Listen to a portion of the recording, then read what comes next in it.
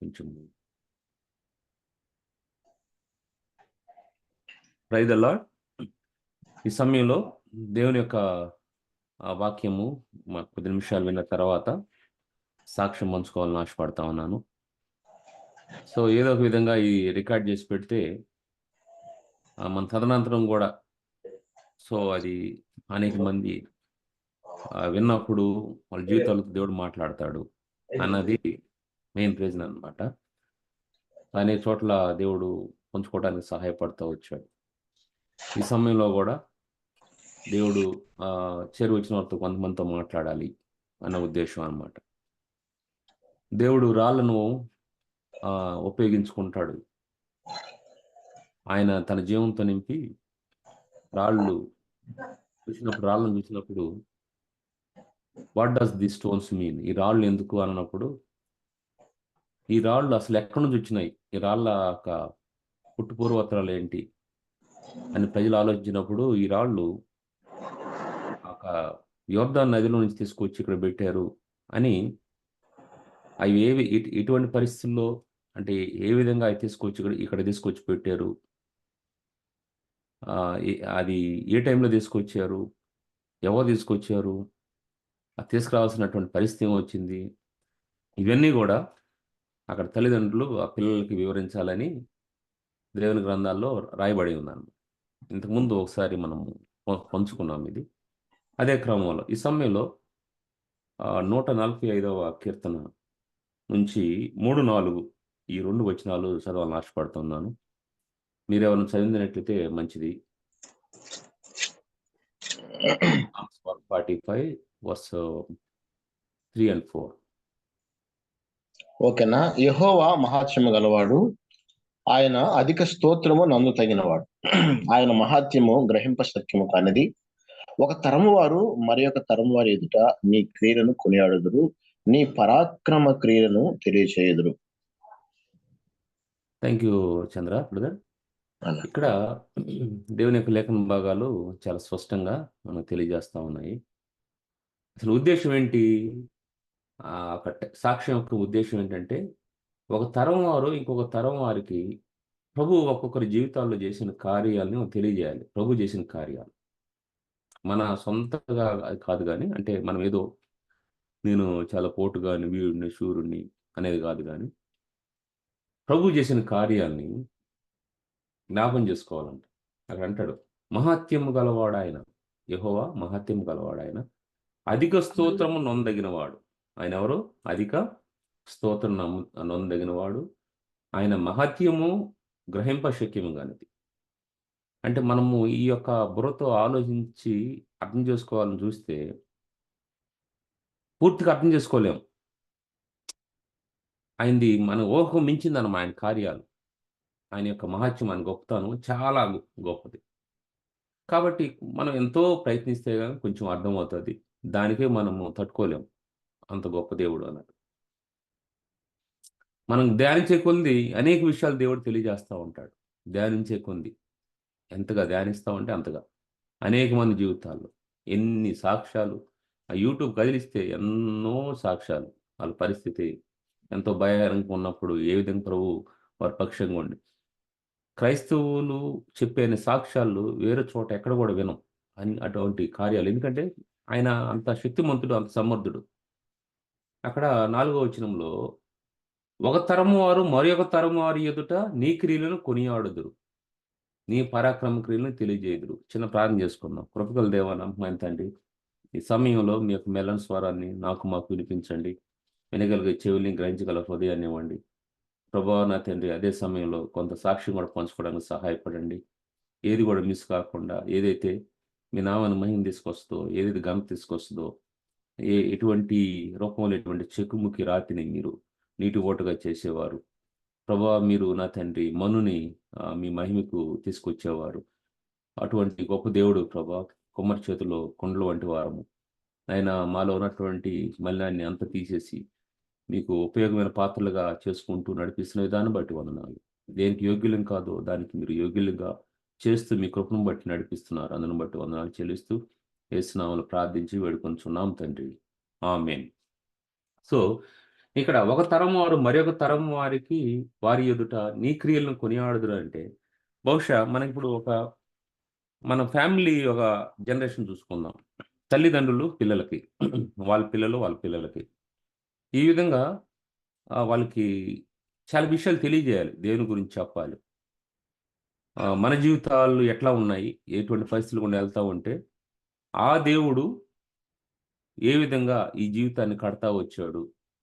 ఒక అది మేస్త్రి ఒక బిల్డింగ్ కట్టే అతను, ఆ ఇటుకల్ని ఒకదాన్ని ఒకటి పేర్చుకుంటా ఏ విధంగా ఆ స్లాబ్ వరకు తీసుకొస్తాడో, ఏ విధంగా ఆ ఇంటిని కడతా ఉంటాడో, అదే విధంగా ప్రభువైన యేసుక్రీస్తు వారు ఒక కుటుంబాన్ని కట్టడానికి ఆయన ఏ విధంగా చేస్తా ఉంటాడు, ఏ విధంగా రాయిని పేర్చి, ఆయన ఏ విధంగా ఎక్కడైతే ఆ రాయికి కొంచెం ఎక్స్‌ట్రా ఉంటదో దాన్ని కట్ చేస్తాడు. ఇంకో రాయితో జోడిస్తాడు. ఈ మధ్యలో సిమెంట్ అది మోటార్ పెడతాడు.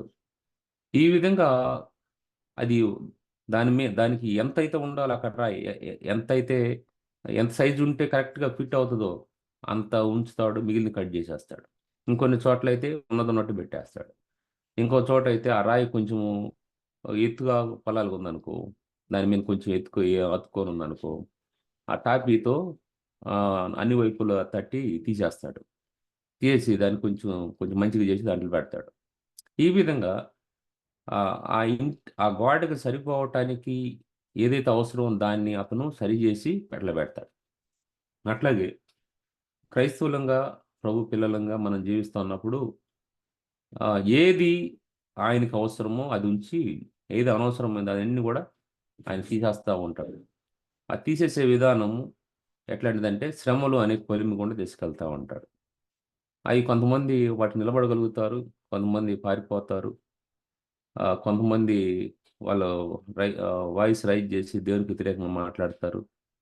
కొంతమంది చూసినోళ్ళు గూడా అట్లా మాట్లాడుతున్నప్పుడు వీళ్ళు దాన్ని సమ్మతిస్తున్నట్టుగా తల ఊపుతారు. ఆనాడు ఏ విధంగా స్టెఫెను యొక్క చావు విషయంలో సౌలు అక్కడుండి సమ్మతించాడు. సో, ఆ విధంగా జరుగుతా ఉంటాయన్నమాట. ఇక్కడ తల్లిదండ్రులనేవారు పిల్లలకి చెప్పకపోతే అన్ని కొండల గురించి జెప్పారనుకో, "అయ్యా! నువ్వు నన్ను తక్కువ అంచనా ఎయగాక, నేను దలుచుకుంటే ఇట్లిట్లా జేసేవాడిని, ఇంత శూరుడిని అని నేనింత గొప్పవాడినని జెప్పుకుంటా ఉన్నాననుకో" వాళ్ళకర్థం గాదు. ఏందబ్బా! అన్ని కొండలే ఉన్నాయి. కొండ తర్వాత లోయుండాలి గదా! లోయ అనుభవం లేకుండా కొండ అనుభవం, పర్వత అనుభవం ఎలా వచ్చింది అని వాళ్ళు ఆలోచిస్తారు తర్వాత. ఈ ఎత్తుపల్లాలు అనేది జీవితంలో ప్రతి ఒక్కరికి గూడా కామన్. అది అవసరము. అటువంటి విషయాల్లోనే తీపి గురించి తెలియాలి. తీపి యొక్క విలువ తెలియాలంటే చేదు తినుంటే తీపి యొక్క విలువ తెలుస్తది. సో, అట్లాగే పిల్లలకి చెప్పాలి. అన్ని విషయాలు జెప్పాలి. నేను ఆహ్, ఖతార్‌లో ఉన్నప్పుడు గానీ, ఇక్కడికొచ్చినప్పుడైనా గానీ, వాళ్ళకి చాలా విషయాలు పంచుకుంటా ఉంటాను. కూర్చోబెట్టి కనీసం ఒక 30 నిమిషాలు, 40 నిమిషాలు అక్కడ గూడా మాట్లాడేవాడిని. సో, ఈ విధంగా ఉన్నావంటే, నేను ఈ విధంగా సఫర్ అయ్యాను. ఈ విధంగా దేవుడు సహాయం చేశాడు. ఇటువంటి పరిస్థితులు ఎదుర్కొన్నాను అని ప్రతిది గూడా వాళ్ళకి వివరిస్తా ఉన్నప్పుడు, వాళ్ళకి మైండ్‌లో ఒకసారి కాకపోయినా ఒకసారన్నా పడతది. సో, లైఫ్ అంటే ఇది అన్నది వాళ్ళకి అర్థమవుతది. సో, ఈ విధంగా ప్రభు చేసే కార్యాల్ని వాళ్ళకి పాస్ చేసినప్పుడు, రేపు వాళ్ళు గూడా వాళ్ళ పిల్లలకి జెప్తారు. అరే! పలాని టైంలో ఈ విధంగా మీ తాతగారు ఈ విధంగా కష్టపడ్డాడు. మేము ఈ విధంగా మాకు తెలియజేసాడు. ఈ విధంగా ఈ దేవుడు ఈ విధంగా మాకు సహాయం చేశాడని వాళ్ళకి పంచుకోగలుగుతారు. అట్లాగా లేనప్పుడు ఆ చైన్ అనేది అంతటితో కట్ అయిపోద్ది. ఇంకా వేరే తరానికి పోదన్నమాట. అందుకని పాత నిబంధనలో ఒక సందర్భంలో రాయబడి ఉంటది ఇది. ఒక లేఖన భాగాలు ఈ విధంగా. యెహోవాను గాని, యెహోవా చేసినటువంటి కార్యాలను గాని ఏరినటువంటి తరం ఒకటి వచ్చినట్టుగా చూస్తాం. అక్కడ ఏమైపోయింది? ఆ తల్లిదండ్రులు వాళ్ళకి సరైన రీతిలో పిల్లలకి చెప్పలే. చెప్పకపోవటం వలన ఆ పిల్లలు వారి పిల్లలకి చెప్పలేదు. అందుకనే అన్ని భీకర కార్యాలు, అద్భుత కార్యాలు చేసినటువంటి యెహోవా గురించి అసలు ఎవ్వరు చేయనటువంటి కార్యాలు అన్ని ప్రపంచ రికార్డులే. వరల్డ్ రికార్డులు చేసినటువంటివి. చేశాడు, చేస్తున్నాడు. అటువంటి దేవుని గురించి వాళ్ళు చెప్పడం మర్చిపోయారు. అందుకని అటువంటి తరం వచ్చేసిందనమాట. ఎట్లాగో వాళ్ళకి మళ్ళీ ఎవరు చెప్తారు? ఎవరిస్తారు వాళ్ళకి? ఒకవేళ ఇది చెప్పలేదంటే వాళ్ళేం ఆలోచిస్తారు? ఇవన్నీ గూడా తర్వాత వచ్చే ప్రశ్నలనమాట. ఇప్పుడు మన తరం అనేది మన పిల్లలకి చెప్పకపోతే, అయ్యా నేనింత దరిద్రంలో ఉండాను. నేను ఈ విధంగా కష్టపడతా ఉన్నాను. నేను ఈ విధంగా జీవిస్తా ఉండాను. అటువంటి టైంలో ఈ విధంగా ప్రభువు నన్ను దర్శించాడు. ఈ పరిస్థితులు ఈ విధంగా రావాల్సొచ్చింది. ఇంత సఫర్ అయ్యాను అని సిగ్గుపడకుండా కొంతమంది చెప్పుకుంటే ఎక్కడ మనం పరువు పోద్దో, లేకుంటే ఎక్కడ మనల్ని తక్కువ అంచనా ఏస్తారో అని ఎక్కువ ఆలోచిస్తారు. ఆలోచించి చెప్పకుండా ఉంటారన్నమాట. నోరుకి జిబ్బెట్టుకుంటారు. సో, అట్లా బెట్టుకుంటే ఇప్పుడు నీకు బ్రతికున్న వానికి, చచ్చిన వానికి తేడా ఏముంటది? ఇప్పుడు ఆ ప్రేత వస్త్రాలతో చుట్టబడినటువంటి లాజర్‌కి, బయట బ్రతికున్న వాళ్ళకి తేడా ఏముంటది? కాబట్టి సో, మనం నోరు తెరిస్తే అప్పుడు దేవుడు సంతోషిస్తాడు. నేను అందుకనే గదా! ఈ ఒక సంవత్సరం ఉంచమని, ఇదొక్కసారి ఉంచమని బ్రతిమాలినప్పుడు నేను ఉంచాను. అందుకనే గదా! ఈ ఫలాలు ఫలిస్తున్నారు అని ప్రభువు సంతోషిస్తాడు. మనం చెప్పాలి. మనం మాట్లాడాలి. మగోనిలాగా ఉంటే కాదు. సిగ్గుపడతా ఉంటే గాదు. ప్రభువే మనకుంచి సిగ్గంతా వదిలేసి అంటే ఆ శిలువ మీద ఆయన అంగహీనుడుగా, వస్త్రహీనుడిగా అయిపోతే, వస్త్రహీనుడిగా ఉంటే మనమెందుకు సిగ్గుపడాలి? మన కోసం ఇన్ని కార్యాలు చేసి ఆయన సిగ్గుపడకుండా గొప్ప కార్యం చేయలేకపోతే, మనలో ఆయనకు మించి గొప్పతనం ఏమైనా ఉందా? సో, ఆయన కంటే విలువైంది ఏమైనా ఉందా? కాబట్టి ఈ విషయాన్ని మనం గుర్తెరగాలి. కాబట్టి మనము ఎప్పుడు సమయం దొరికినా కూడా పిల్లలతో సంభాషించాలి. మాట్లాడాలి వాళ్ళతో. వాళ్ళతో వివరించాలి. వాళ్ళు ఎప్పుడన్నా ఏదైనా సందర్భాన్ని బట్టి కోప్పడ్డా, కొట్టినా, ఏది చేసినా కూడా మళ్ళా వాళ్ళకి దేవుని గురించి చెప్పాల్సిన విషయాలు చెప్తా ఉండాలి. వాళ్ళు వినుకున్నా, వినకపోయినా, వాళ్ళు వేరొక బిహేవియర్ చూయించినా, లేకపోతే కామెంట్ చేసినా, ఏది చేసినా కూడా తండ్రిగా, తల్లిగా నువ్వు చెప్పాల్సిన బాధ్యత ఉంది. అది చేయలేదు అంటే చేయను అక్కడితో క్యాన్సిల్ అయిపోయిందని గుర్తెరగాలి. అంతటితో కట్ అయిపోయిందని గుర్తెరగాలి. నీ అనుభవం వాళ్ళకి ఉపయోగపడొచ్చు. నువ్వు నీ యొక్క ఎక్స్‌పీరియన్స్ వారికొక లెసన్‌గా ఉండొచ్చు. ఒకవేళ నువ్వట్లా చెప్పలేదంటే, వాళ్ళకి ఆ ఎక్స్‌పీరియన్స్ వచ్చేంత వరకు వాళ్ళకర్థం గాదు. వాళ్ళు అనుభవించేంత వరకు వాళ్ళకర్థం గాదు. అందుకనే ఎక్కడో విన్నాను. ఒక వ్యక్తి ముందు వేరే వాళ్ళ ఎక్స్‌పీరియన్స్‌ని నేర్చుకుంటాడంట. అట్లా నేర్చుకుంటే మంచిది. ఎందుకంటే అతను అనుభవించింది నువ్వు అనుభవించకుండా దాని కాన్సీక్వెన్స్ ఏమైంది? ఎట్లాగా అతను చూసాడని నువ్వు తెలుసుకుంటే నువ్వు జాగ్రత్త పడతావు. సో, అది ఒకరి ఎక్స్‌పీరియన్స్ ఒకరు నేర్చుకుంటారు. ఇంకొక రకం ఎట్లాంటంటే వాళ్ళ ఎక్స్‌పీరియన్స్ నుంచి వాళ్ళు నేర్చుకుంటారు. అది వాళ్ళకి జరిగితే తప్ప. ఒకరికేందంటే అనుభవిస్తే గాని అంతు పట్టదని చెప్తారు గదా! అట్లాగా వాళ్ళు అనుభవించేంత వరకి వాళ్ళు ఏమాత్రం గూడా మౌనంగా ఉండరు. సో, కాబట్టి వాళ్ళు అనుభవిస్తేనే వాళ్ళకి అప్పుడు ఎలిగిద్ది బల్బు. వాళ్ళు అప్పుడు అది అనుభవించినప్పుడు దాని విలువేందో వాళ్ళకి తెలుస్తది. ఆ తర్వాత ఇంకొక గుంపుంటది. ఆ గుంపేంటంటే అది వేరే వాళ్ళ అనుభవం నుంచి నేర్చుకోరు. వాళ్ళ అనుభవం నుంచి కూడా నేర్చుకోరు. సో, వీళ్ళ పరిస్థితి చాలా ఘోరంగా ఉంటదండి. కాబట్టి మొట్టమొదటిగా వేరే అనుభవం నుంచి తల్లిదండ్రులుగా మన అనుభవం నుంచి పిల్లలు అనేక విషయాలు నేర్చుకోవాలి. సో, అప్పుడు వాళ్ళకి దేవుడు నేర్పించే ఇంక ఎక్స్‌ట్రా వేరేవి ఉంటాయి. సో, అట్లాగా దేవుడు ఆహ్, ఒక తరం నుంచి ఒక తరానికి ఈ విధంగా మెసేజ్ పాస్ కావటానికి, ఆయన ఘనమైన కార్యాలు ఒక నోటి నుంచి ఇంకో నోటని ఎళ్ళటానికి, ఆ విధంగా కావటానికి ప్రభు ఇష్టపడతాడు. ఇదే సాక్ష్యం. కొ కానీ కొంతమంది చెప్పే ఉద్దేశ్యం వేరుగా ఉంటది. ఏంది వాళ్ళని ఎక్కువ గొప్ప చేసుకుంటా ఉంటారు. ఆ ఉద్దేశ్యం అనేది మంచిది కాదు. వాళ్ళు ఏది చేసినా గూడా ప్రభు నామాన్ని లేతే ప్రభు ఒక గొప్పతనాన్ని ప్రకటించే విధంగా, ప్రభునిచ్చించే విధంగా ఉండాలే గాని, నా గొప్పతనాన్ని బట్టి ప్రభు ఇటు చేసాడు అన్న ఆలోచన, నేను లేకపోతే ప్రభు ఏం చేసేవాడు అన్న ఆలోచన ఉంటే అది మంచిది కాదు. ఆ విషయాన్ని గమనించాలి. ఇక్కడ ఒక తరము వారు మరి ఒక తరము వారి ఎదుట నీ క్రియలను కొనియాడుదురు, నీ పరాక్రమ క్రియలను తెలియజేసుదురు.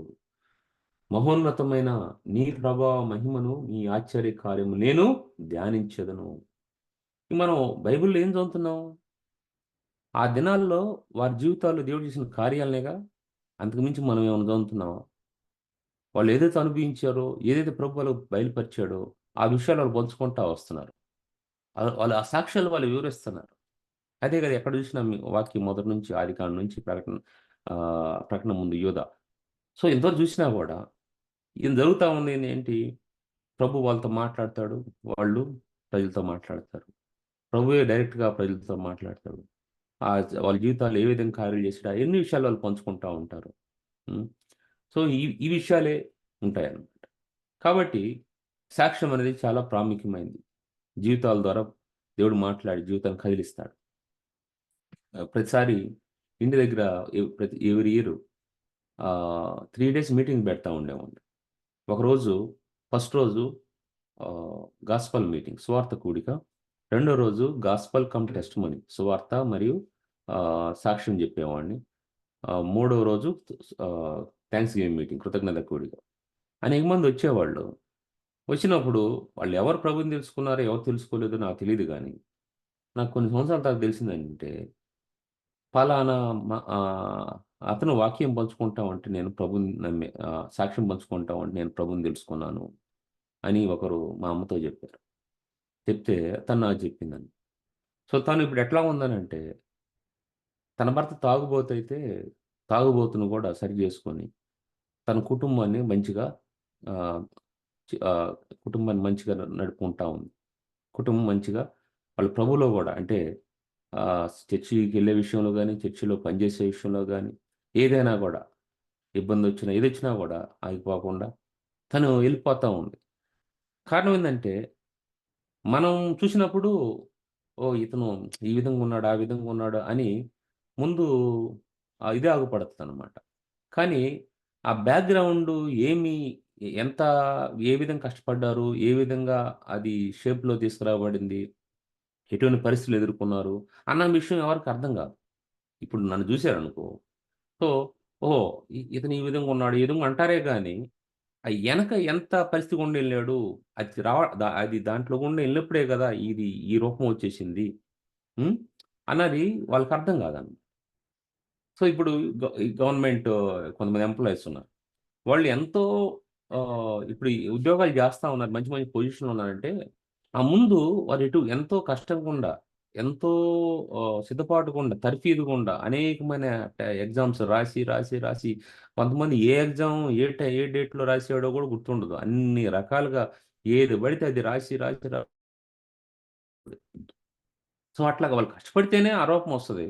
అది ఒక జాబొస్తది. ఆ జాబొచ్చేసి ఒక 20 సంవత్సరాల తర్వాత వాళ్ళు జూసినప్పుడు, వాళ్ళొక మంచి అంటే ఒక స్థితిలో మాకు కొంతమంది సహాయం చేసే స్థితిలో, పొజిషన్‌లో ఉంటారు. ఆ టైంలో కొంతమంది చూస్తారు వాళ్ళని చూసినప్పుడు, అయ్యో! ఇతను ఈ విధంగా ఉన్నాడే, అట్లా ఉన్నాడే, ఇట్లా ఉన్నాడే అంటారు.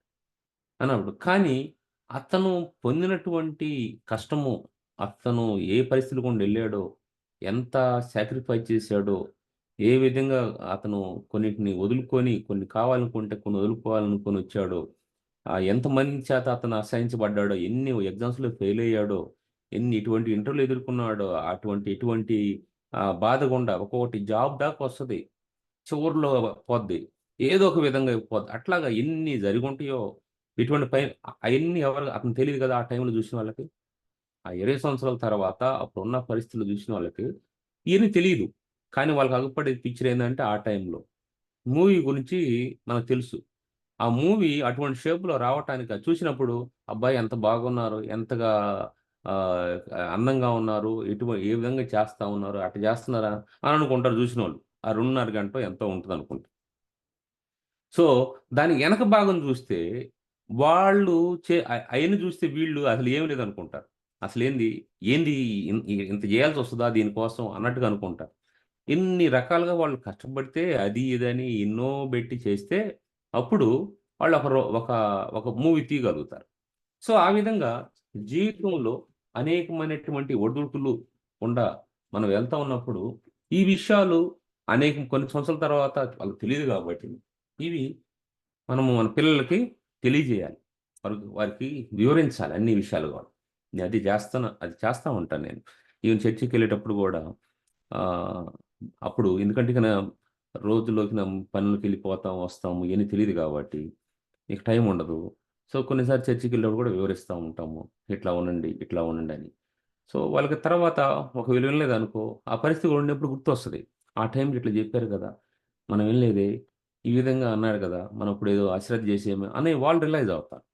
సో, చెప్పడం అనేది వాళ్ళు విన్నా, వినకపోయినా అది ఒకళ్ళు విని మనసులో బెట్టుకున్నా, పెట్టుకోకపోయినా చెప్పడం అనేది మన బాధ్యత. సో, కాబట్టి ఒక తరం నుంచి ఒక తరానికి మనం తేలాల్సిన బాధ్యత మనకుంది. మన్ను నిన్ను స్తుతించునా, నీ సత్యమును వివరించునా అదొక పాటుంది. మన్ను నిన్ను స్తుతించునా, మన్ను నిన్ను స్తుతించునా, నీ సత్యమును వివరించునా, మన్ను నిన్ను స్తుతించునా, నీ సత్యమును వివరించునా, నేడు సజీవినై నీ కృప పొందితి, నేడు సజీవినై నీ కృప పొందితి, నిన్ను స్తుతించుటకే దేవా, నిన్ను పూజించుటే అదేదో ఉంటాయి. నాకు కరెక్ట్ లిరిక్ గుర్తులేదు. అని కాబట్టి మన్ను ఏం చేయలేదు. మన్నేం చేయలేదు.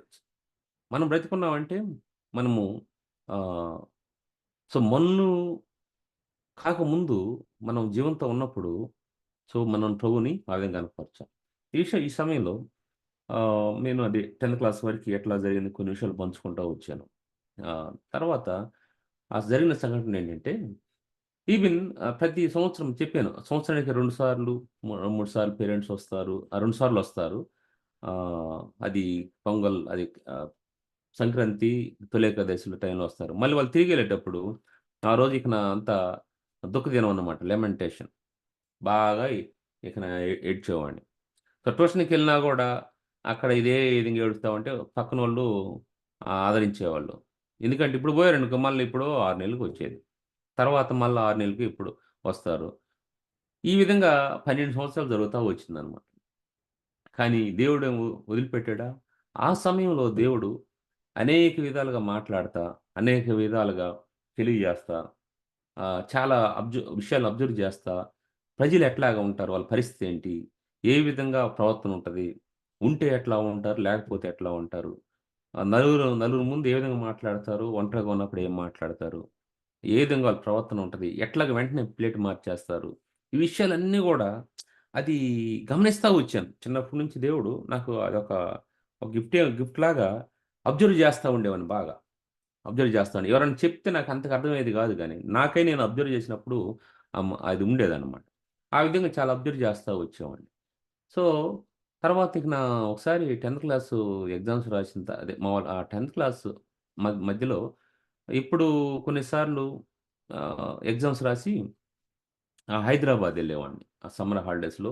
సరే పేరెంట్స్ ఉన్నారు గదా! పద కనీసం కొన్ని రోజులు వాళ్ళతో ఉందని అక్కడికెళ్ళిపోతే, అక్కడికెళ్ళిపోయినటువంటి ఒకటో రోజు అయిపోయిన తర్వాత రెండో రోజే మా తల్లిగారు ఏం చేసేదంటే, మా మామ దగ్గర మా అంటే మేనమామ అక్కడ ఆయన సివిల్ కాంట్రాక్టర్ అనమాట. ఆయన దగ్గరికి పోయి అడిగి, "ఈ అబ్బాయి వచ్చాడు. అబ్బాయి కూడా పనికొస్తాడు" అనేది. నాకు ఒక మాట చెప్పేది కాదు. మాట్లాడన్నీ వచ్చిన తర్వాత అప్పుడు నాకు చెప్పేదనమాట. సరే నేను రెండో రోజో, మూడో రోజు నుంచి పని స్టార్ట్ చేసేవాడిని.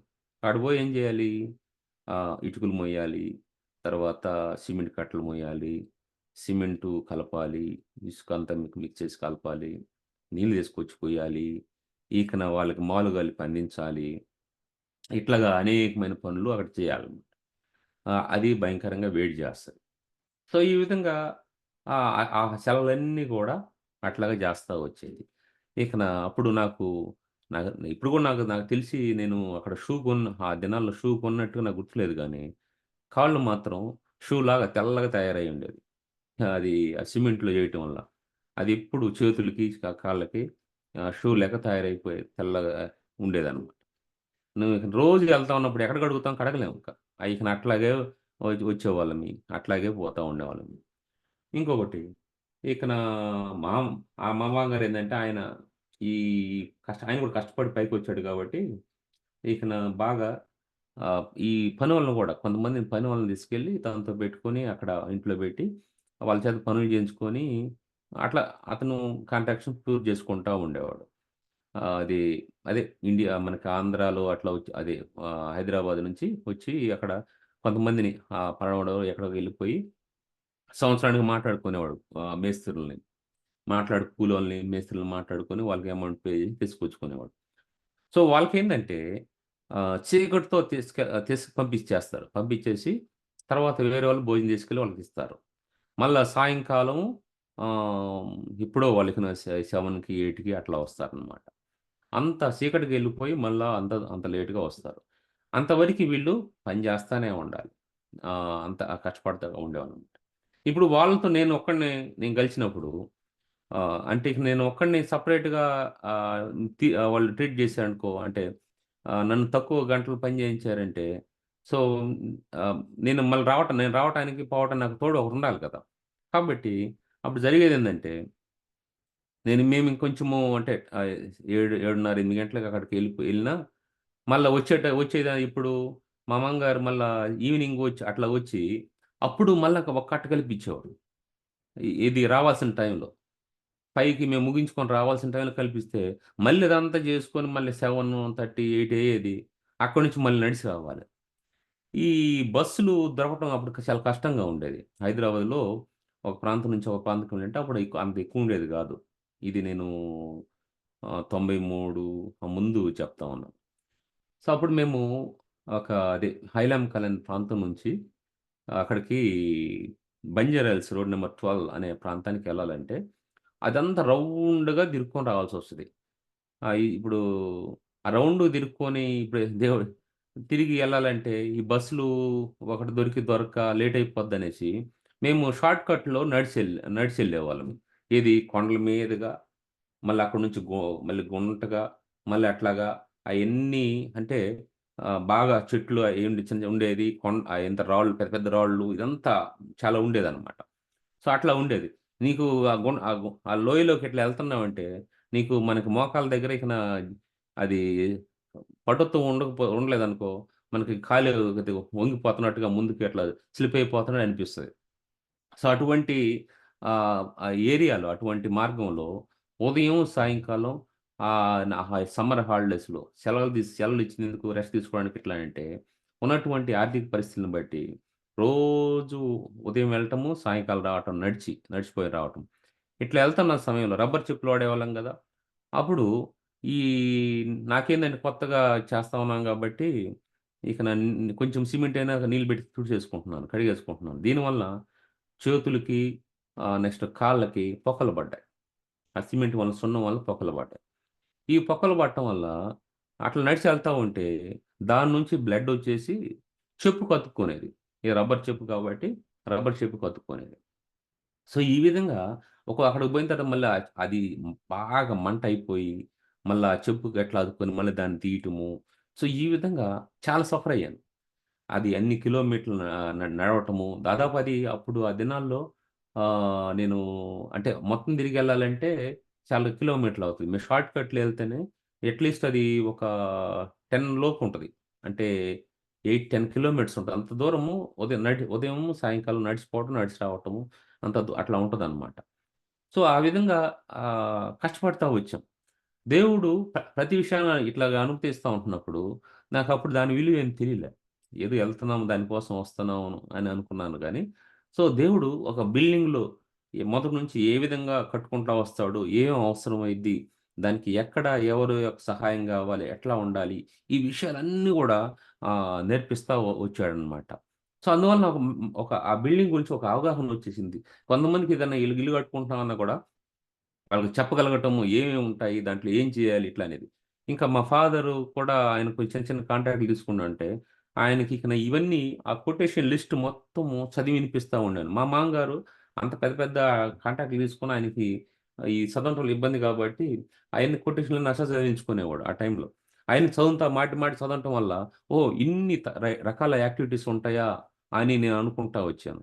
అయితే 2006లో ఇటువంటి సమయంలో ఈ విధంగా చేయటం వల్ల 2006లో ఎప్పుడైతే ఖతార్ వెళ్ళటానికి ముందు నేను ట్రైనింగ్‌లో ఉన్నానో, అక్కడ వాళ్ళేది చెప్తున్నారో నాకంతా నేను వెంటనే దానికి అందుకొని ఇట్టిట్లా అని జెప్పేస్తున్నాను. ఈ విధంగా అని జెప్పేస్తున్నాను. ఆ ట్రైనింగ్ ఇచ్చే అతను. "అరె! నీకెట్ట తెలుసంటే" దానికొక స్టోరీ ఉందిలే అని అతనికి జెప్పేవాడిననమాట. అంటే 2006లో ఇంకొక నా చదువుకు సంబంధించిన ఫీల్డ్ గాకుండా ఇంకొక ఫీల్డ్‌లోకి ఎళ్తానని దేవునికి ముందే తెలుసు. అతనికి ఈ నాలెడ్జ్ గావాలని ముందే తెలుసు. ఆ విధంగా దేవుడు ఆహ్, అనేక విషయాల్ని మనకు ముందే అనేక సందర్భాల్లో అనేక పరిస్థితులు అనుమతించి నేర్పిస్తా ఉంటాడు. నేర్పించి అది ఒక టైంలో ఎంతో ఉపయోగం కాబోతుందన్న విషయం మనకప్పుడు తెలీదు అనిపించేటప్పుడు. ఏంది ఇటువంటి పరిస్థితి ఇట్లా ఉందనుకుంటా ఉంటాం. ఆ తర్వాత అప్పుడు 2006లో వచ్చి నాకెంతో యూజ్‌ఫుల్ అయిపోయి, నాతో ఉన్న వాళ్ళకంటే ఆ ట్రైనింగ్‌లో చాలా యాక్టివ్‌గా అన్ని విషయాలు వాళ్ళకి చెప్పను. ఎందుకంటే టెక్నికల్ టర్మ్ యూజ్ చేయలేదే గానీ, అక్కడ ఏం పనులు చేసేవారు, ఎట్లా ఉంటదో అన్నీ గూడా అట్లా చెప్తా వచ్చేసేవాడిననమాట. సో, అది నాకు చాలా యూజ్‌ఫుల్‌గా ఉండింది. నేను తర్వాత జాబ్ ఫీల్డ్‌లోకొచ్చినప్పుడు గూడా. సో, ఇవన్నీ గూడా నేను అప్పుడు ఈ విధంగా చేస్తా ఉండేవాడిని. ఇదో నాకు తెలుసు ఇది ఇట్లా అని అనేది ప్రాక్టికల్‌గా దేవుడు నేర్పిస్తా వచ్చాడు. ఆ తర్వాత చదువులో థియరిటికల్‌గా వచ్చినప్పుడు నాకు చాలా ఈజీగా అయింది. అది చేయటం గాని, నేర్చుకోవటం గాని, అంటే చెప్పటం గాని ఇట్లా అనమాట. ఆ విధంగా ఒక సమ్మర్ హాలిడేస్‌లో ఈ అది నేను రెగ్యులర్‌గా ఎళ్ళేది కాదు. అట్లాంటి పని ఉంటదనే మా ఫాదర్ ఏం చేసేవాడంటే, "అయ్యా! వద్దయ్యా! మేము కష్టపడుతున్నాం. ఆ కష్టం మీకెందుకు? మీరు నువ్వు కొంచెం అక్కడే ఉండు" అని చెప్పి చాలా సార్లు తీసుకెళ్ళలేదు. ఇక నా ఒకసారి నాకు తెలిసి ఫిఫ్త్ క్లాస్ ఎగ్జామ్స్ రాసిన తర్వాత ఒకసారెళ్ళాను. తర్వాత 10థ్ క్లాస్ ఎగ్జామ్స్ రాసిన తర్వాత ఒకసారి. ఆ మధ్యలో ఒకసారి ఎళ్ళాను. నాకు గుర్తులేదు. అయితే ఇప్పుడు 10థ్ క్లాస్ ఎగ్జామ్స్ రిజల్ట్ కోసం ఎళ్ళాలన్నా గూడా, అసలు ఎట్లా ఎళ్ళాలి? ఎవరిని కనుక్కోవాలి? ఏంటి? మన ఇంట్లో వాళ్ళు పెద్ద చదువుకున్న వాళ్ళు గాదు. పరిస్థితి ఇట్లా ఉంది అనుకున్నప్పుడు, నేను అక్కడ ఆ పనిలో ఉన్నాను. మా మామగారి బిల్డింగు. అక్కడ మార్వాడిలో ఒక బిల్డింగ్ కడతా ఉంటే, ఎప్పటిలాగే నేను నడిచెళ్ళిపోయాను. అక్కడికెళ్ళిపోతే పలానా చోట రిజల్టు చెప్తారంట అని చెప్పినప్పుడు, ఆడికి ఎట్లా ఎళ్ళాలయ్యా? నేను అనుకుంటా ఉంటే, మా మామగారొచ్చి "ఏందయ్యా ఏందిరా నీకు 10థ్ క్లాస్ రిజల్ట్స్ వస్తాయంట గదా! ఎక్కడ అని తెలుసా?" అంటే "నాకేం తెలీదు. పలానా చోట అని జెప్తున్నారు" అనంటే, అప్పుడు ఆయన సాయంకాలం వచ్చేసి సాయంకాలం గాదు. అదే మధ్యలో ఎప్పుడో వచ్చేసి తీసుకెళ్ళాడనమాట. బండి మీద ఎక్కించుకొని తీసుకెళ్ళాడు. సరే పాస్ అయ్యాము. ఇదంతా అయిపోయింది. విషయం ఏందంటే, అక్కడ దేవుడు ఏ విధంగా ఆ పరిస్థితులను అనుమతించినప్పుడు నైట్ 7, 8కి ఒక్కోసారి నడిచొస్తా ఉంటే, అసలు ఏంది ఈ పరిస్థితి? ఏంది ఇట్లాగ ఇంత ఈ ఆలోచన ఎన్నో సార్లొచ్చినాయి. ఎన్నో సార్లొచ్చినియి.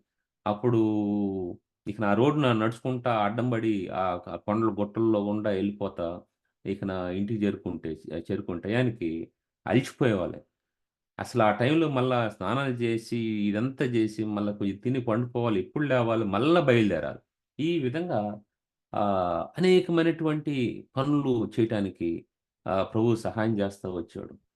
అరే! ఏంది ఈ విధంగా ఆహ్, ఎ ఎ ఎ ప్రభువుని తెలుసుకున్న తర్వాత ఈ విధంగా ఇబ్బందులు పడాలా అనంటే, అది పార్ట్ ఆఫ్ లైఫ్. మనకేదో ప్రభువుని తెలుసుకోవటంతోని ఏదో ఒక్కసారిగా ఏదో ఎళ్ళిపోతాం అని కాదు.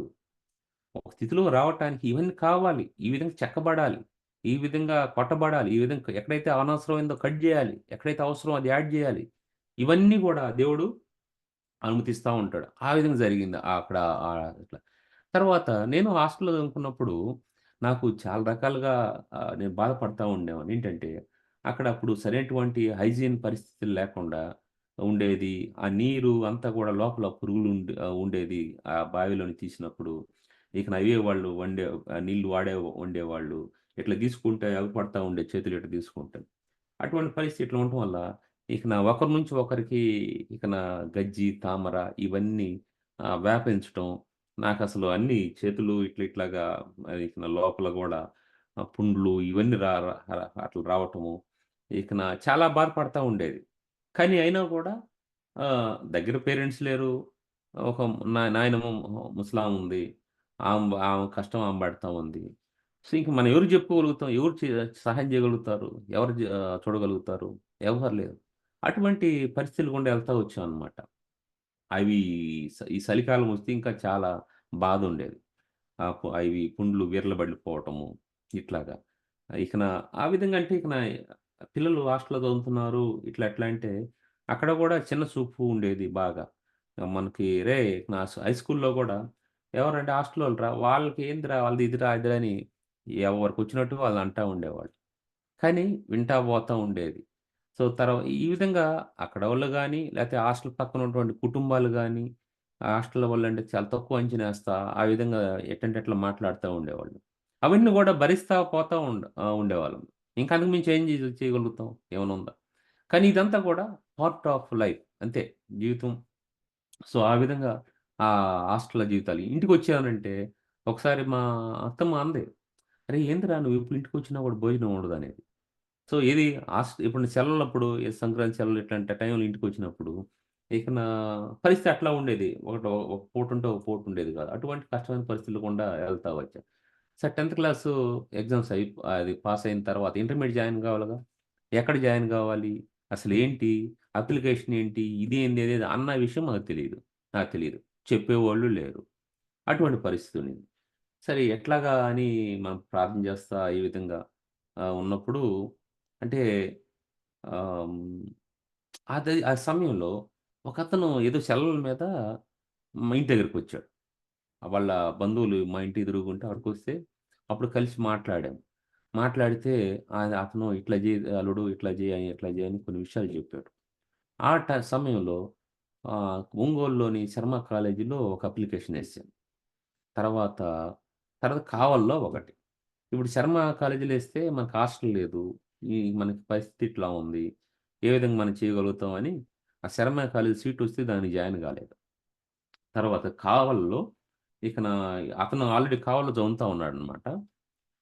సో, ఇంగ అక్కడ ఎవరైతే ఆ 10థ్ క్లాసు ఆహ్, ఆహ్, మేమున్న అంటే అక్కడ హాస్టల్‌లో చదివేటప్పుడు మా సీనియర్స్ ఉండేరు. సూపర్ సీనియర్స్ వీళ్ళందరూ గూడా చాలా మంది అక్కడ వాళ్ళు స్టడీ అయిపోయిన తర్వాత కావలి హాస్టల్‌లోనే జాయిన్ అయ్యారు. అక్కడే జవహర్ బాత్‌లోనే జాయిన్ అయ్యారనమాట. సో, అక్కడ అనంతపురం వాళ్ళు చాలా మందుండారు హాస్టల్‌లో మేము చదివేటప్పుడు. వాళ్ళంతా గూడా అక్కడే జాయిన్ అయిపోయారు. ఈ విధంగా ఫస్ట్ నాకు మా ఇంటి దగ్గరలో అంటే కొంచెము ఒక 2, 3 లైన్‌లు అవతల ఉన్నటువంటి అతను ఆహ్, మన ఇంటి ముందుకి అదే వాళ్ళ బంధువులుంటే ఇంటి దగ్గర వచ్చేసరికి ఆ సమయంలో నేను అతన్ని కలవను. అతను ఇట్లిట్లా చేయని చెప్పను. సరే అట్లాగా తెలిసిందనమాట. నాకింకొక విషయం ఏంటంటే, మనకు ఆ ఊర్లలో అక్కడే ఉన్నాం గానీ, నాకు ఆ పక్క ఊర్లు పేర్లు గాని, అటు ఇటు ఇట్లా అని అన్న విషయం లోక జ్ఞానమే లేదు. అటువంటి పరిస్థితనమాట. సరే, ఇప్పుడు నాకు బస్సులో ట్రావెల్ చేయటం కష్టం. కాబట్టి ఏం జేయాలింకా, మళ్ళీ బస్సులో ఎక్కువ చార్జ్ బెట్టాలి. తక్కువలో అవ్వాలంటే ఏం జేయాలి, బస్సు నుంచి బస్సు కాకుండా ఇక మనం ఏదన్నా తీసుకొనెళ్ళాలంటే ఏదంటే లారీ. ఆ రైల్వే స్టేషన్‌కి ఆహ్, కి బస్ స్టాప్ మధ్యలో ఈ హైవే ఉండేదప్పుడు. ఇప్పుడు గూడా ఉంది. ఓకే. దాన్ని బైపాస్ చేసేది గానీ, ఇప్పుడు ఇది మామూలుగా ఇంటర్నల్ రోడ్ అయిపోయింది. సో, అక్కడ ఈ లారీలోళ్ళు అదే రూట్‌నే ఎళ్తా ఉంటారనమాట. అప్పుడు బైపాస్ లేదు కాబట్టి ఇదే రూట్‌నే ఎళ్తా ఉండేవాళ్ళు. సో, అక్కడ మామూలుగా ఇకన ఆపి చెయ్యి చాపితే వాళ్ళు ఆపేవాళ్ళు. ఎక్కడికెళ్ళాలంటే కావలి ఎళ్ళాలను. కావలి ఫస్ట్ టైమ్ అప్లికేషన్ ఎయటానికి ఎళ్తున్నాను. కావలి ఎళ్ళాలంటే సో, నేను బోయి వాళ్ళేమన్నారు పైకెక్కన్నారు. పైకి టార్పాలిన్ ఏసుంది లారీ అది లైలాండ్ లారీ మీద. దాని మీద ఎక్కి కూర్చున్నా. అంతలోకి అక్కడ ఒక ఇద్దరు ముగ్గురు కూడా వచ్చారు. వచ్చి ఒక్కో "నువ్వెక్కడికెళ్ళాలంటే" నేను పలానా చోటకి సింగరాయకొండ అన్నారు. ఒకరేమో ఉలవపాడన్నారు. "నువ్వెక్కడికెళ్ళాలంటే" "నేను కావాలన్నా." "నువ్వు కావాలంటే లోపల కూర్చోకూడదా?" అన్నాడు. నాకు తెలీదు ఈ సింగరాయకొండ, ఈ ఉలవపాడు తర్వాత ఇక అయన్ని దాటిన తర్వాత అయన్ని దాటిన తర్వాత కావలొస్తదన్న విషయం నాకు తెలీదు. సో, నాకు చెప్పేవాళ్ళు ఇట్లా అడగాలి, ఇట్లా చెప్పించుకోవాలి అన్న విషయం కూడా నాకు తెలీదు. అటువంటి పరిస్థితనమాట. ఆళ్ళ నాకప్పుడు వాళ్ళంటే గాంగా ఓహో! సింగరాయకొండ తర్వాత, ఉలవపాడు తర్వాత ఇకన కావలి వచ్చే తర్వాతేమో అని అప్పుడు నాకు దెలిసింది. ఇకనప్పటి నుంచి అంటే అటువంటి అజ్ఞానంలో, అటువంటి పరిస్థితుల్లో ఉంటూ వచ్చామనమాట. సో, అక్కడ ఇక తర్వాత మొత్తానికి కావలి చేరుకున్నా. వాళ్ళు చెప్పిన తర్వాత మళ్ళీ లోపలికి పంపించారు. కొంత దాటిన తర్వాత. సో, అక్కడికి కావలి చేరుకున్నాను. చేరుకుంటే ఎక్కడ కాలేజీ కనుక్కుంటా పోయాను. కాలేజీలో అప్లికేషన్ తీసుకున్నాను. మొత్తానికి అందరూ కొంచెం పరిచయం అయిన తర్వాత వాళ్ళను మాట్లాడుకుంటా ఉంటే ఏం జేయాలి? ఏం గ్రూప్‌లుంటాయి? దేనికి అప్లికేషన్ పెట్టుకోవాలి అని అట్ట చేసి సో, ఎంపీసీకో ఏదో పెట్టుకున్నాం. తర్వాత అది ఇక దానికి రాదని తెలిసింది. ఎందుకంటే నాన్ లోకలు. ఇక్కడ లోకల్ వాళ్ళకొచ్చిన తర్వాతే వస్తది. అని మళ్ళా స్కోర్ గూడా ఎక్కువగా లేదు గాబట్టి ఇట్లా జేయాలి అని అనుకుంటా ఉంటే, సో, నేను మళ్ళేం జేశాను, ఇకనప్పుడు ఈళ్ళు చాలా ముమ్మరంగా తిరుగుతా ఉన్నారు. ఎవరు ఈ విద్యార్థి సంఘాలు వాళ్ళు. ఈళ్ళు ఎవరో చాలా హుషారుగా తిరుగుతా ఉన్నారనుకున్నాను. సో, తర్వాత అక్కడ హ్మ్, తర్వాత సీఈసీ అదే హెచ్‌ఈసీ వాటికి గూడా అప్లై జేయమన్నారు. ఒకవేళ ఇది రాకపోతే అది గూడా వస్తదనేసి దానికి కూడా అట్లా జేశాను. సరే ఏది రాలే. చాలా బాధేస్తా ఉంది. ఇంకా జరిగిన సంఘటనలేందంటే, ఒక్కోసారి ఏమో మార్నింగ్ 7:30 కల్లా ఇది మీకు కౌన్సెలింగ్ ఉందనేవాళ్ళు. అనంటే పలానా కౌన్సెలింగ్. నేనప్పుడు 50 కిలోమీటర్ దూరం వెళ్లి మళ్ళా అక్కడ ఉండి మళ్ళా ఉదయాన్నే ఎప్పుడు బయలుదేరతామని ఒకసారి ఏం చేశానంటే కాలేజీలోనే పండుకున్నా. అప్పుడు ఎవ్వరు లేరు. చీకటిగా ఉంది. ఇక ఎక్కడో తర్వాత 6:30 తర్వాత ఒక లైట్లు అక్కడ రోడ్డు మీద అక్కడక్కడ ఒక్కోటి బల్బు ఎర్రయి ఉంటాయి కదా! ఆ బల్బులు హాలోజన్ ల్యాంప్ కొంచెం అట్లా అవి కొన్ని అక్కడక్కడ ఎలుగుతా ఉన్నాయి. అయితే ఇక్కడ ఆ ఇంటర్మీడియేట్ షెల్టర్‌లో షెడ్ లెక్క ఉండేదనమాట. సో, అవి దాంట్లో వీళ్ళు అంటే ఆ నైటు నేనక్కడ కొంచేపు పండుకున్నాను. పండుకొని మధ్యలో లేసి ఎవరు ఎవరు లేరు కదా! అంతా చీకటి ఇట్లా ఉంది గదా! కొంత టైం తర్వాత లేసి అరే! ఏం చేద్దాం ఇప్పుడు? ఇట్లా ఉంది పరిస్థితని లేచి బయటకొచ్చి అటు చూస్తే ఇంకొక చోట అక్కడ అది జూనియర్ కాలేజీ అడ్మిన్ బ్లాక్ దగ్గర లైట్లు ఉన్నాయి. కొంచెం ట్యూబ్ లైట్ అక్కడుంది. ఎవరు మనుషులు ఏదో ఉన్నట్టుగానుంటే అక్కడికెళ్తే, అక్కడ వాచ్‌మెన్ అనమాట అతను. పెద్ద వయసు ఉందప్పుడే. ఇక నా ముసలామె, ముసలతను అక్కడ ఉన్నారనమాట. వాళ్ళు నన్ను చూసి "ఏందయ్యా ఈ టైంలో ఇక్కడున్నావు" అనంటే, "ఏం లేదమ్మా ఇట్లాగుంది, ఇట్లా జరిగింది. అందువల్ల నేను ఇక మళ్ళా అక్కడికి పోయి ఎక్కడ రాగలుగుతాననేసి ఉన్నానంటే" "అయ్యో! చీకట్లో ఒక్కడివే ఎట్లా ఉన్నావు" అని చెప్పేసి వాళ్ళ దగ్గరికి పిలిసి, ఇక్కడ పండుకోయ్యా" అని చెప్పేసి వాళ్ళక్కడ పండుకోవడానికి సహాయం చేశారు. ఆ విధంగా ఆ రాత్రి అక్కడ అట్లా గడిచిపోయింది. మళ్ళా మేము అప్పుడు నేను అప్లై చేస్తున్న పరిస్థితులు ఎట్లా ఉన్నాయంటే, మా నాయనమ్మ మా అత్తమ్మ అంటే మా నాయనమ్మ దగ్గర నేనున్నాను గాబట్టి, సో, మా అత్తమ్మ ఉండింది. మా నాయనమ్మోళ్ళ అంటే ఒక పెద్ద కూతురు. ఆమెకి ఆరోగ్య సమస్యలొస్తా ఉండేదనమాట. భర్త లేడు. సో, ఆరోగ్య సమస్యలొస్తా ఉంటే, ఆ టైంలో ఆమెని హాస్పిటల్‌లో పెట్టుకొనుంది. ఒంగోలు రాంబాబు దగ్గర పెట్టుకొనుంటే, ఇక్కడ ఇంటి దగ్గర ఇప్పుడు ఆమెకో కొడుకున్నాడు. మళ్ళీ నేను, తర్వాత మా తమ్ముడు. మేము ముగ్గురం ఉన్నాం. మా నాయనమేమో మా అత్తమ్మని పెట్టుకొని ఆహ్, కత్ అది ఆహ్, ఒంగోలులో రాంబాబు హాస్పిటల్‌లో ఉంది. ఇట్లా ఉంటే, ఇప్పుడు నాకు ఆ వంట జేయటం అనేది నాకు తెలీదు.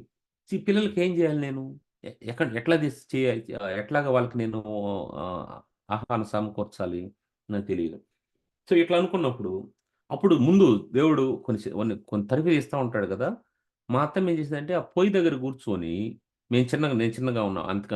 కొన్ని సంవత్సరాల క్రితం అట్లాగా అదే ఎలిమెంటరీ స్కూల్ ఆ టైంలో లేకుంటే ఎప్పుడైనా సెలవులకొచ్చినప్పుడైనా గూడా ఆమె ఉన్నప్పుడు ఏం చేసేదంటే, పొయ్యి దగ్గర కూర్చొని, "రేయ్! ఉప్పు తీసుకురా, కారం తీసుకురా, నూనె తీసుకురా" ఇయన్నీ ఒక్కొక్కటి చెప్తా ఉండేది. అట్లా చెప్పటం వల్ల నేను ఆ టైంలో ఆలోచించాను. ఓహో! కూర చేయాలంటే ఇవన్నీ ఉండాలి. సో, ఇట్లా జేయాలి గావాలి అని అయన్నీ రీకాల్ చేసుకొని, ఆ పరిస్థితులు అనుమతిస్తున్నప్పుడు ఏందబ్బా! ప్రతిసారి ఈమె చెప్తా ఉంటది.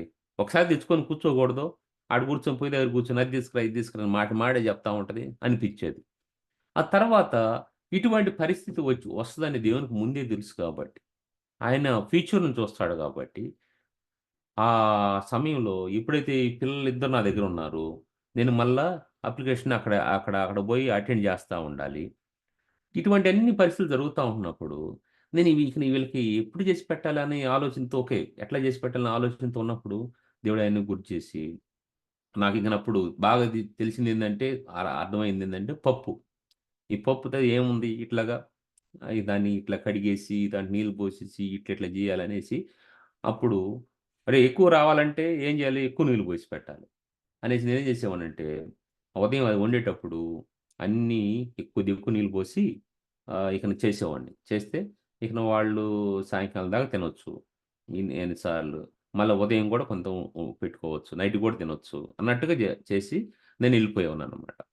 సో, ఆ విధంగా ప్రభు కొన్ని విషయాలు ఆ పరిస్థితిని బట్టి అనేక విషయాలు నేర్పిస్తూ, ఆ ముందు ఏదైతే అనుమతిచ్చాడో, అది నీకు ఉపయోగమైందేరా! ఇది తీసేసేదానికి ఏం లేదు. నీకది ఉపయోగమైందే అని దేవుడు ఆ విధంగా తెలియజేస్తూ, ఇక ఆ పరిస్థితిని అట్లా హ్యాండిల్ చేయడం సహాయపడ్డాడు. తర్వాత ఇక్కడ ఈ సిటీ అప్లికేషన్‌కొచ్చేసరికి నేను ఇక నా నైట్ అక్కడున్నాను. ఎందుకంటే ఆల్రెడీ వీళ్ళకి వండి పెట్టాను గాబట్టి, మళ్ళీ ఇంకెళ్ళాల్సిన అవసరం లేదులన్నట్టుగా, మళ్ళీ ఉదయాన్నే మనకిట్లా కౌన్సెలింగ్ అటెండ్ జేయాలి గదా! అన్నట్టుగా అక్కడ ఉండటం జరిగిందనమాట. ఆ నైట్ ఇటువంటి పరిస్థితులు ఎదుర్కొన్నాను. మళ్ళీ తర్వాత నేను ఖతార్ నాకు మ్యారేజ్ అయిన తర్వాత అట్లా ఎళ్ళినప్పుడు వాళ్ళ గురించి ఎంక్వైరీ జేశా. పలానా చోట ఇక్కడ ఈ సంవత్సరంలో ఇక్కడ ఈ కుటుంబం ఉంది. వాళ్ళకి సంబంధించినోళ్ళు ఎవరైనా ఉన్నారా ఇక్కడ? వాళ్ళున్నారా? అంటే వాళ్ళ గురించి చేస్తే వాళ్ళు లేరు. సో, కాబట్టి ఇంక వాళ్ళకి సంబంధించినోళ్ళు ఎవరైనా ఉన్నారా? అని ఎంక్వైరీ చేశాను. ఎందుకంటే వాళ్ళు నాకు ఆ టైంలో ఆ విధంగా మెయిల్ చేసినప్పుడు ఏదో ఒక విధంగా వాళ్ళకి నేను సహాయపడాలి అన్న ఆలోచనతో నేను అక్కడ నాకు మ్యారేజ్ అయినప్పుడు ఎళ్లి జెహోబాద్‌లో అక్కడ ఏ ప్రాంతంలో ఎక్కడెక్కడ ఉండాను, ఎట్లా జరిగిందని కొన్ని ఫోటోలు తీసుకొని, అక్కడున్నట్టు కొంతమంది వాచ్‌మెన్‌లు పరిచయం అయితే వాళ్ళని ఎంక్వైరీ చేశాను. కనుక్కున్నాను.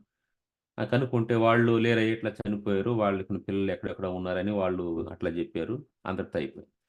సో, తర్వాత సీటీ అంటే నాకు అక్కడ సీట్ రాకపోయేసరికి, ఇక ఇన్ని ప్రయత్నాలు చేస్తున్నాం కుదరట్లేదు. ఏంది ఈ పరిస్థితి అనుకుంటున్నప్పుడు, సరే కొంతమందన్నారు, "నేను ప్రిన్సిపల్‌ని ఎళ్లి కలువు" అని జెప్పారు. వాళ్ళు కొంతమంది కలుస్తా ఉంటే, నేను గూడా కలుస్తా అని జెప్పేసి అడ్రెస్ ఫైండ్ ఔట్ కనుక్కొని అక్కడికెళ్ళాను.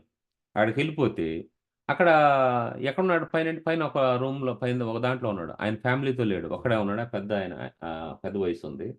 ఆయన తర్వాత తెలిసిందేంటంటే ఆయన హెవీ డ్రింకర్. సో, మేము బోయినప్పుడే ఫుల్ లోడ్‌లో ఉన్నాడు. నేనిట్లా ఎళ్లి ఇది ఇట్లా ఉంది సార్ ఈ విధంగానంటే, అతను ఏదేదో మాట్లాడాడు. కళ్ళెంబట నీళ్ళు పడ్డాయి. సరే ఏం జేయాలి? ఇక నేర్చుకుంటూ కిందకొచ్చేసాను అయిపోయింది. ఆ విధంగా సరే ఇక రాలేదు. చివరిగా అప్పుడే ఈ యొక్క ఆర్ఎన్ టీవీ అనేది ఒకటి ఇంట్రొడ్యూస్ జేశారు. అక్కడ ఆర్ఎన్ టీవీ అని ఇంట్రొడ్యూస్ జేశారు. సో, ఇది చాలా గమ్మత్తుగా ఉంటది. ఆర్ఎన్ టీవీలో అనేది ఇంట్రొడ్యూస్ జేస్తే అప్పుడు దీనికి అప్లై చేసుకోమని జెప్తే, దానికి అప్లై జేసుకున్నాము. ఇక దానికి సీట్ ఇచ్చేసారు. నేను ఆ 2 ఇయర్స్ అక్కడున్నాను అయిపోయింది. అయితే ఇక్కడ అసలు సందర్భం అంటే దాని గురించి తర్వాత వివరిస్తాను గానీ, ఆ ట ఆ టైంలో అంత సింపుల్‌గా వచ్చింది ఆ సీటు. ఆ రేడింటిలో అప్పుడు స్టార్ట్ జేశారు గాబట్టి. అయితే తర్వాత నేను ఒక 3, 4 ఇయర్స్ తర్వాత మళ్ళీ ఇంకెవరు హెల్ప్‌కి అడిగితే అక్కడికెళ్తే, దానికి మొట్టమొదటిగా అదే ఫిల్ అవుతుంది.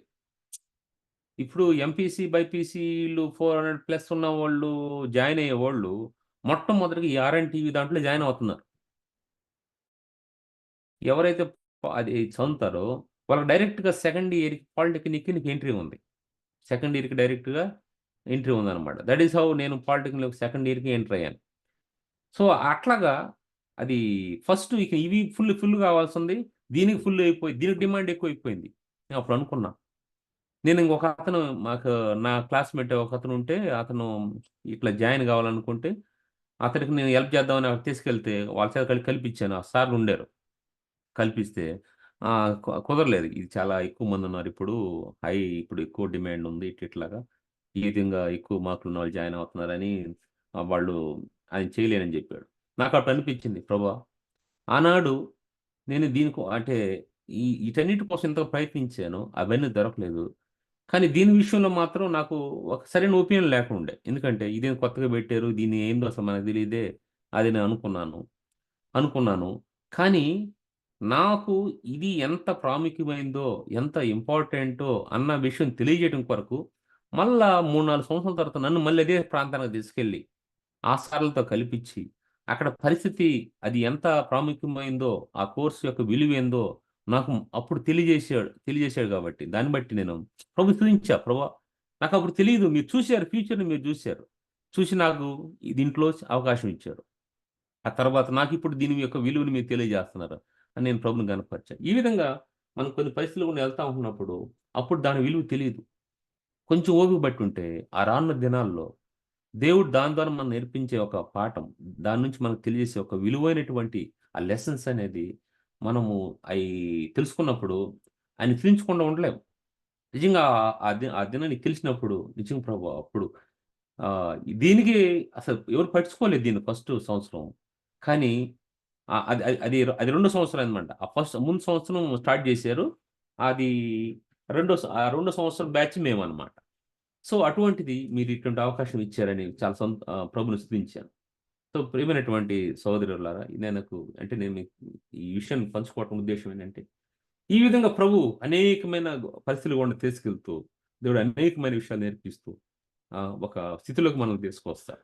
ఆ స్థితికొచ్చేంత వరకి మనము చాలా ఓపికతో వ్యవహరించాలి. ప్రతిదాన్ని కూడా చాలా జాగ్రత్తగా హ్యాండిల్ చేసుకుంటూ రావాలి.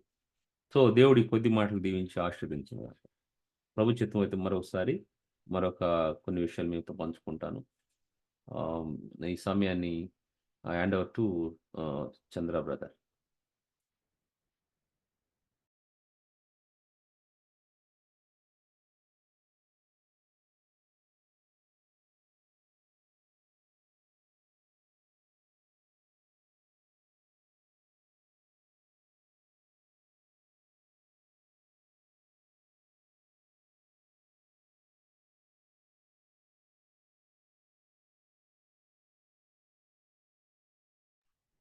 అన్నా, హలో. చంద్ర కానిచ్చేయండి. ఓకే, ఓకే, థ్యాంక్ యూ అన్న. సో నిన్న వాక్యాన్ని బట్టి మనము ఒకసారి ప్రేయర్ చేసుకుందాం. మన మధ్యలో ఉన్న సుబ్బారావు అన్న ప్రార్థన చేస్తాం.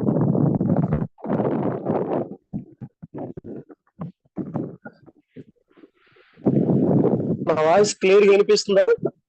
వినిపిస్తుంది అన్న. అన్న క్యారీ అన్న. ఓకే. ప్రేమల మా పరలోక తండ్రి, కృపా కనికరం కలిగిన దేవా, నీ బంగారు పాదములకు వందనము స్తోత్రం చెల్లిస్తా ఉన్నాను. మా ప్రభువును, మా రక్షకుడును, మా విమోచకుడైనటువంటి యేసుక్రీస్తు యొక్క అతి శ్రేష్టమైన ఉన్నతమైన నామములో తండ్రి నేను ఎంతగానో సమయంలో స్తుతిస్తా ఉన్నాను, ఆరాధిస్తా ఉన్నాను తండ్రి. ఈ దాసుడు కోటేశ్వరరావు యొక్క అనుభవాలు తండ్రి వాక్య రూపంలో ఏ రీతిగా తండ్రి తెలియజేసినందుకు స్తోత్రాలు చెల్లిస్తా ఉన్నాం. ప్రభావ ఎత్తబడినటువంటి వాక్యాన్ని, సాక్ష్యాన్ని నీరు కట్టి ఫలింపు చేయండి. ఆయన పడిన ప్రయాస, మీరు నడిపించిన విధానము, ఇప్పటి వరకు మీరు ఏ విధంగా తండ్రి ఎబినేజరుగా ఉన్నారో తండ్రి, మీ విషయాలను, మీరు చేసిన మేలులను ప్రభావ అన్న ద్వారా మీరు బయలుపరిచినందుకే వందనాలు చెల్లిస్తా ఉన్నాం. ఈ రీతిగా తండ్రి ఈ యొక్క ఏఎఫ్సీలో ఉన్నటువంటి ప్రతి కుటుంబాన్ని బట్టి, ప్రతి దాసుని బట్టి స్తోత్రాలు. మా ప్రియ సహోదర సహోదరులందరిని బట్టి కూడా వందనాలు చెల్లిస్తా ఉన్నాం. ఇట్టి అనుభవంలో ఈ రీతిగా ప్రతి ఒక్కరు పంచుకుంటకు, ఇతరులకు సాక్ష్యార్థంగా జీవించటకు ఈ కృప వెంబడి కృపను దయచేయండి. ప్రభు ఈ పరిచయం దీవించి ఆశీర్వదించి మీ అందరము స్తోత్రం చెల్లిస్తూ మిగిలిన సమయం మీకు అప్పచెప్పుకుంటే యేసు నామములో అడిగి వేడుకుంటున్నాం తండ్రి. ఆమేన్. ఆమేన్.